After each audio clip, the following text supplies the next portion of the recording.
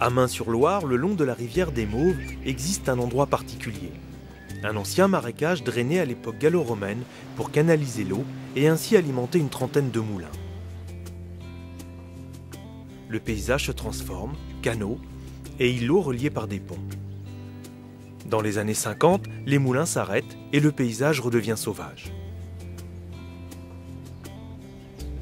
Pierre Paris, féru de botanique, décide en 1987 d'aménager le lieu pour y planter une collection de houx, ou ilex.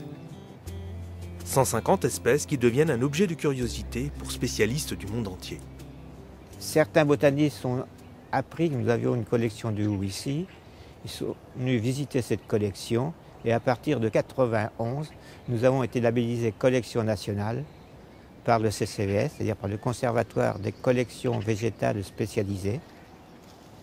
Pierre, encouragé par cette reconnaissance, plante et étudie 400 ilex venus d'Allemagne, du Japon, de Chine, des États-Unis, où il est considéré comme une plante d'ornement à part entière.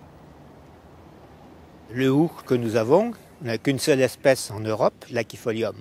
Il faut savoir qu'actuellement, on a 800 espèces connues dans le monde. Et quand je prends rien qu'une seule espèce aux États-Unis, qui est l'Opaca, ils ont 1000 variétés commercialisées. Je prends l'espèce Crenata au Japon, ils ont 800 variétés commercialisées. En France, avec notre Achifolium, on les compte sur les doigts des deux mains. Alors, on regrette beaucoup que la plante qui soit de collection, qui est des plantes rares, qui ne soit pas mise plus au commerce pour nos jardins. Le houx, au feuillage persistant, vert et piquant, est un des symboles de Noël. Mais sous d'autres contrées, il peut être d'un aspect très différent.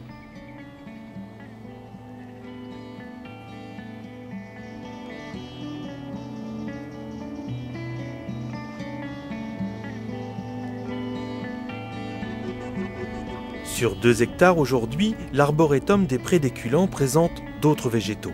Érables, bambous, cornouillers, clématites et plantes aquatiques.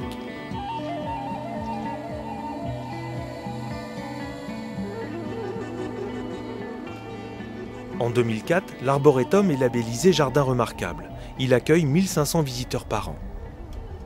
S'il a vocation pédagogique, il est tout d'abord lieu de conservation. Le but de l'arboretum, c'est surtout de conserver des végétaux, d'implanter des végétaux qui sont en voie de disparition et de suivre leur développement. Nous travaillons de façon à éviter toutes les pertes de végétaux que nous avons dans le monde. C'est par milliers de végétaux qui disparaissent par an. Et donc dans certains pays où nous avons des végétaux qui sont en voie de disparition, on en implante dans les arboretums de façon que le jour, s'ils sont tous disparus, on sait où en retrouver. Mon histoire à moi, tout simplement, mes parents étaient viticulteurs. Et puis moi, j'aimais bien, j'aimais la terre et je me suis lancé dans l'horticulture. J'ai fait l'école d'horticulture, j'ai été jardinier à la ville d'Orléans.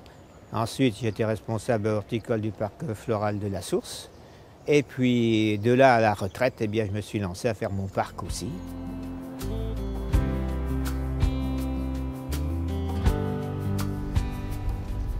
Pierre a toujours eu à cœur de transmettre ses connaissances botaniques. Rappelez-vous, il a été pendant 20 ans le jardinier de France Bleu Orléans.